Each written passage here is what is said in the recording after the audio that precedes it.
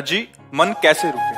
तो उड़िया बाबा ने उत्तर दिया, नियम पालन से। यदि हम नियम पर दृढ़ रहें तो मन हमारा क्या कर सकता है? नियम तो परमात्मा देखता है। हम लोग नियम पर दृढ़ नहीं रहते, इसी से हमारे देश की दुर्दशा है। संध्या वंदन तक का नियम जाता रहा है। भजन करने के लिए नियम की बड़ी आवश्यकता। हाँ, बड़े नियम की आवश्यकता है। तो जैसे प्रातः काल से सायंकाल तक की हर व्यक्ति की अपनी एक दिनचर्या होनी चाहिए। ऐसा नहीं कि आज हम 4 बजे उठे, कल 7 बजे उठे, पर फिर मन को आप कंट्रोल नहीं कर पाएंगे। मन के लिए एक दिनचर्या होनी चाहिए कि हमको 10 बजे सोना है, 4 बजे उठ जाना है, तो फिर 4 से 4:15 नहीं होना चाहिए। 4 बजे उठ जाना, ऐसा नियम बना ले। और उठ करके हमको थोड़ी देर नाम जप करना है, थोड़ी देर हमें वाणी जी का गायन करना है, थोड़ी देर हमें ध्यान, एक अपनी दिनचर्या। फिर हम अपने संसार के कार्य के नियम, जो संसार के कार्य हैं, उनको भी करते हुए भगवान को समर्पित करें। जैसे जो पद में है, जो आपको राष्ट्र सेवा मिली है, जो आपको समाज सेवा के पद मिले हैं, या आपको जो घर की सेवा के कार्य मिले हैं, उनमें बहुत धर्म पूर्वक आचरण होना चाहिए। अगर आप अधर्म आचरण करते हैं, अपने पद का दुरुपयोग करते हैं, तो आप सुबह जग करके थोड़ा माला चला लीजिए, फिर भी आपका कल्याण नहीं होगा, क्योंकि आप अपने पद का, अपने सेवा का दुरुपयोग कर रहे हैं। जैसे हम जानते हैं कि अधर्माचरण है, ये अधर्मी है, हमें पता है दोषी है, और वो हमको कुछ धन दे देता है, और हम उसको मुक्त करवाने की बात सोचते हैं, और जो निर्दोष है उसको फंसा देते हैं। अब तुम चाहे जितना माला चलाने की कोशिश करो या दान पुण्य करो, वो तुम्हारा अधर्म आचरण, वो अधर्म का धन तुम्हें सतमार्ग में नहीं जाने देगा। नियम लेना चाहिए कि जिस पद में है, जिस धर्म में है, जिस कर्तव्य में है, चाहे कुछ भी हो जाए, हम अपने कर्तव्य से विमुख नहीं होंगे। जितना जप महान है, उतने कर्तव्य महान है। दोनों बातें समझना। माला फेरा और इसके बाद बेईमानी, अधर्माचरण, इनका कोई नियम नहीं है कि हमें कैसे चलना है, तो वो माला काम नहीं कर पाएगा, क्योंकि उसका तभी सत्य भाव माना जाएगा माला जपला जब धर्माचरण है। धर्माचरण नियम से। बोले वो बड़े कट्टर नियम वाले हैं, उनको घूस नहीं, आप उनको भयभीत करके नहीं काम करवा सकते, प्रलोभन में काम नहीं करा सकते। ये हमारी गृहस्थी है ना, तो गृहस्थी के पालन के लिए धन चाहिए, और धन के लिए हम धर्म को आगे रखें, धन को नहीं। धर्म को, हमारा कर्तव्य क्या, प्रायः जैसे पूज्य बाबा ने कहा, आज हमारे देश में बहुत दुर्दशा हो रही है। दुर्दशा हो रही, क्यों? क्योंकि सब अपनी जगह से गलत हो रहे हैं। अगर अपनी जगह हम ठीक रहे तो हमारी दुर्दशा नहीं होगी। हमारा भजन कम होगा, लेकिन हम धर्म से चल रहे हैं तो हम विजयी होंगे। हम भगवान को प्रसन्न कर सकते हैं, क्योंकि हमें जो कार्य मिला है वो भगवान का ही कार्य, सृष्टि भगवान का कार्य। जैसे नए बच्चे कुछ वकालत पढ़ रहे थे, तो यहाँ आके प्रश्न किया था कि हम जानते हैं कि वो दोषी नहीं है, हम जानते हैं कि वो दोषी है, पर दोषी हमें पैसा दे रहा है, तो हम वकालत पढ़ी इसीलिए, हम उसको जिताएंगे, तो क्या कोई पाप है? तो उनका खुला पाप है। बोले नहीं, हमारी कोई ऐसा कंपनी दो, ऐसा कुछ बोले कि हमारी कंपनी को ये सिखाया जाता है, तो हमको तो ये करना ही होगा, अगर नहीं करेंगे तो हमारी वकालत का मतलब क्या रहा? तो नहीं, वकालत का मतलब अधर्मी को मुक्त करवाना नहीं है। वकालत का मतलब अधर्मी के सबूत एकत्रित करके उसको दंड दिलवाना है, और धर्मात्मा को मुक्त करवाना है। अब इसके लिए आपके पास अर्थव्यवस्था अगर कमजोर भी है, तो धर्म व्यवस्था आपकी पूरी है। धर्म व्यवस्था ठीक है तो परिवार स्वस्थ रहेगा, सुखी रहेगा, भगवान आप पर प्रसन्न रहेंगे। अच्छा, फिर हमने तर्क रखा कि जैसे आपकी बहन के साथ कोई गलत व्यवहार करे, आपको पता है, और वो आपको 10 लाख रुपया घूस दे, तो क्या आप उसका पक्ष लेंगे? नहीं। तो फिर दूसरी बहन के साथ किया। अब यहां विचार करना है ना, अपने भाई का अगर कत्ल किए हो, मुझे पता हो कि ये दोषी है, तो क्या हम पैसे से उसको मुक्त करने देंगे? लगेगा कि जान की बाजी लगा देंगे, और तुम्हें हम ऐसे ही एक गरीब आदमी की किसी ने हत्या की, तो आपका पक्ष बनता है। पर ये ज्ञान कहाँ मिलेगा? बिना अध्यात्म के ज्ञान तो मिलेगा नहीं। ज्ञान तो इस बात का मिला कि कैसे पैसा कमाया जाए। अच्छा, वो पैसा यदि अधर्म से आया है तो आपकी दुर्दशा कर देगा, आपकी बुद्धि भ्रष्ट कर देगा। तो जो बाबा कह रहे हैं कि आज हमारे समाज की बड़ी दुर्दशा हो रही, उसका कारण यही है कि हमें अध्यात्म का ज्ञान नहीं, हमें धर्म का ज्ञान नहीं, और बड़ी बड़ी गलतियां हो जाती है। बिल्कुल पता है आदमी निर्दोष है और हम धन के प्रभाव से उसको दंड दे देते हैं। वो दंडा भगवान जब आपको पलट कर देंगे तो आप सह नहीं पाओगे, उसका परिणाम बहुत बुरा होता है। तो इसलिए समाज को चाहिए अपने अपने कर्तव्य का पालन करते हुए एक नियमावली बना ले। जैसे कुछ दुकानों का नियम होता है कि वहां फिक्स रेट होता है, नहीं होता? वहां ये नहीं चलेगा कि कसम से कहते हैं कि तुम्हें हम अपना जान करके कि 100 रुपया मीटर ये मिला है, हम बिल्कुल मुनाफा नहीं ले रहे। ये झूठ क्यों बोल रहे हो? दुकान खोले मुनाफा के लिए, झूठ क्यों बोल रहे हो? नहीं लेंगे मुनाफा, हम जितने का लाए हैं उससे मुनाफा लेंगे, पर 120 रुपया मीटर देंगे। कपड़ा बढ़िया है, नाप फिट है, इससे नीचे नहीं उतरेंगे, हमें सफाई देने की जरूरत नहीं है कि हम कसम खाते हैं या ऐसा। हम जानते हो ये बिजली है, दुकान है, नौकर लगे हैं, तो इसका मुनाफा लेने के लिए दुकान खोलें, कोई दान करने के लिए तो नहीं। तो सबको पता है मुनाफा लेगा, लेकिन एक फिक्स दाम, उसे 10-20 रुपया का मुनाफा लेकर के हम उसको बेच रहे। लेकिन झूठ क्यों बोले?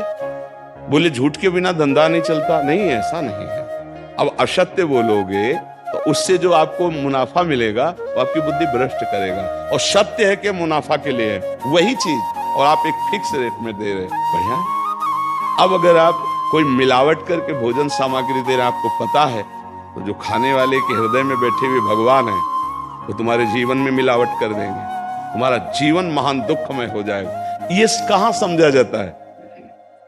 एक आदमी सिंथेटिक दूध बना रहा है, उससे कहो ये अपने बच्चे को पिला, नहीं पिलाएगा। फिर ये दूसरे का बच्चा जब पिएगा तो उसकी हालत क्या होगी?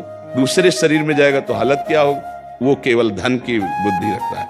एक आदमी घी में केमिकल मिला रहा है, एक ऐसे अभक्ष्य पदार्थ मिला है, वो स्वयं नहीं खाएगा, लेकिन वो होटलों में भेजा जाएगा, हजारों लाखों लोग खाएंगे, बीमारी बढ़ेगी, उसको रुपया से मतलब है। ये चीज, ये दुर्दशा हर जगह धर्म का ज्ञान न होने के कारण फैल रही, नहीं फैल रही। एक मरीज बीमार है, असली दवाओं में पैसे ज्यादा है, नकली दवा लेकर के असली के दाम में बेच देना, उसको बिल्कुल फायदा ना होना। लेकिन परमात्मा देख रहा है, तुम जानते हो नकली दवा है, वो तो नहीं जानता बेचारा, ज्यादा पढ़े लिखे नहीं, किसान आदमी गांव का आया है, तुमने दे दिया और उसने पैसा दिया असली के। अब वो पैसा तुम्हारी बुद्धि भ्रष्ट करेगा, तुम्हारे परिवार में कलह पैदा करेगा और तुम्हारा पतन कर देगा। ऐसे हर डिपार्टमेंट में, हर विषय में यदि हम अपने धर्म से चले, अपने सत्य से चले और थोड़ा भी भजन होगा, वो आपको उत्तम गति प्रदान करेगा। पर ऐसा कहां समझ में आ रहा? अध्यात्म के बिना भला ऐसा समझ में आएगा? तो इसीलिए कह रहे हैं हमारे देश की दुर्दशा हो गई। पूर्वजों में पहले ये था कि हमारा धर्म नहीं जाना चाहिए चाहे प्राण चले जाए, हमारा चरित्र नहीं जाना चाहिए चाहे सर्वस्व नष्ट हो जाए। आज इसकी कोई परवाह नहीं, तो उसी से बुद्धि भ्रष्ट हो जाती है, जीवन एक पशुवत आचरण वाला हो जाता है, और वो अपने को बड़ा सुखी समझने लगते हैं कि हमारे पास बड़ा वैभव है। लेकिन प्यारे, उस दिन को याद करो जिस दिन तुम्हारा आखिरी समय होगा, ना तुम्हारा फार्म हाउस जाएगा, ना महल तुम्हारा जाएगा, ना बैंक बैलेंस जाएगा, ना कोई व्यक्ति, और ना ये शरीर। अब तुम्हारे कर्म तुमको भोगवाएंगे। उस समय की कौन याद करता है? अगर उस समय की याद हो तो भय लग जाए कि नहीं नहीं, पाप नहीं करूंगा, क्योंकि जाना है यहां से। अच्छा, कब जाना है कुछ पता नहीं, किसी भी समय ट्रांसफर हो सकता है इस शरीर से। तो हमें लगता है कि महापुरुषों के जो वचन है कि हमें एक नियम से जीवन जीना चाहिए, धर्म पूर्वक जीवन जीना चाहिए, अपने कर्तव्य का पालन करना चाहिए। जो हमारे लिए कर्तव्य, आज प्रायः धन प्रधान बुद्धि होने के कारण कर्तव्य स्वाहा हो रहा है। एक विद्यालय में विद्यार्थी के लिए जो गुरु पद में बैठा, उसका क्या कर्तव्य है? वो अपने कर्तव्य को भूला हुआ है। भला छोटे छोटे विद्यार्थियों को, जिनकी नींव पूरे राष्ट्र सेवा में, समाज सेवा में ये बन सकते हैं, अगर उनको हम सही शिक्षा नहीं दी तो उनका पूरा जीवन बर्बाद हो जाएगा। अगर उनको हम गलत सपोर्ट कर दिए तो उनका पूरा जीवन बर्बाद, क्योंकि नया जीवन है। और जगह जगह अपने अपने कर्तव्यों का यदि पालन किया जाए तो पूरा समाज सुखी हो जाए। लेकिन कर्तव्यहीनता आ रही, कोई अपने कर्तव्य को नहीं समझ रहा है। तो यही बात महापुरुष जनों को दुख लगता है कि अगर सब अपने कर्तव्य का पालन करें, धर्म का पालन करें, भगवान का नाम जप करें तो सब सुखी हो जाए। सुख सब चाहते हैं और आचरण दुख वाले करते, इसीलिए सुख नहीं मिल रहा है, परिणाम में हमें दुख मिल रहा है। सच्ची मानना, वो रुपया पूरे परिवार में अशांति पैदा कर देगा। और धर्म पूर्वक 100 रुपया लाओगे, 4-5 परिवार के बैठ के नमक रोटी खाओगे, आनंद से सोओगे, बड़ा प्यार रहेगा, भगवान की कृपा रहेगी। पर ये बात समझ में नहीं आती है। तो ये वृत्ति अगर छोड़ी ना जाएगी तो कुछ भी कर लो, कहीं भी दान पुण्य कर लो, लाभ नहीं मिलेगा। अगर दान देने की बात कही गई है तो धर्म पूर्वक कमाए हुए धन से। अगर आप मेहनत से कमाए हो ना, 10 रुपया दे दोगे ना, तो 10 रुपये का वो आटा लाके अगर 2 रोटी खाएगा तो खूब वजन होगा। तो आप 1 लाख रुपया बेईमानी का रख दोगे ना, तो बैठे बैठे वो गंदा ही सोचेगा, वजन नहीं होगा। उसका गंदा सोचना और आपका गंदा करना दोनों मिल करके, उसके कारण भी तो आप बने ना, तो आपका ही पतन हो जाएगा। उसको तो भगवान बचा लेंगे क्योंकि भगवान की शरण में है। तो मुझे लगता है अधर्म के धन से कभी किसी को लाभ नहीं मिलता। तो अपने कर्तव्य का पालन करते हुए यदि नाम जप किया जाए तो बहुत जल्दी हमको लाभ प्राप्त हो जाए। बहुत सुंदर मतलब ये चर्चा होती है, अगर आप लोग इसको धारण कर ले तो निहाल हो जाएंगे। सच्ची कह रहे, ये जो बातें हैं ये बहुत सुंदर जीवन को पुष्ट करने वाली हैं, पर आप धारण कर ले तो बात है। नहीं तो जैसे लाभ दिखाई दे रहा 50,000, तो ये बातें भूल जाओगे, ये बातें अच्छी नहीं लगेंगी। यार बहुत बढ़िया काम घर में आएगा, पर हमारी ये बात ध्यान रखना, वो 50,000 घर में अशांति पैदा कर देगा। सच्ची मानना, आप धर्म से चलना, धर्म से चलोगे तो भगवान तुम्हारी रक्षा में रहेंगे।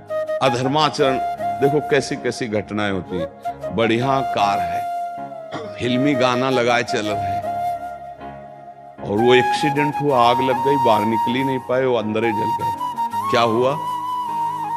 ये करोड़ों रुपए की कार भूंज दिया तुमको, अंदर ही बैठा लगे, धू धू करके आग लग गई, अंदर जल। ऐसे जलना चाहते हो या भगवान के आनंद में चिंतन करके शरीर छोटे हो, फिर दाह संस्कार हो? ऐसे ये सब लोग भगवान के नाम का कीर्तन करते ही जा रहे, फिर आपका अंतिम संस्कार, वहां जीवित जल गए। क्या हो सकता है? एक एक पल तुम्हारे कर्म का हिसाब होगा, एक एक सेकंड का। ऐसे कर्म करो कि हमारा अच्छा हिसाब हो, बुरा हिसाब। ये मत समझो कोई देख नहीं रहा, वो देख रहा है जिसको हिसाब करना है, वो देख रहा है। उसके लिए कोई वकील या किसी सबूत की जरूरत नहीं होती, वो सर्वांतर्यामी आपके अंदर बैठे ही देख रहा है। तो सदैव जैसे सत्संग सुन रहे हैं,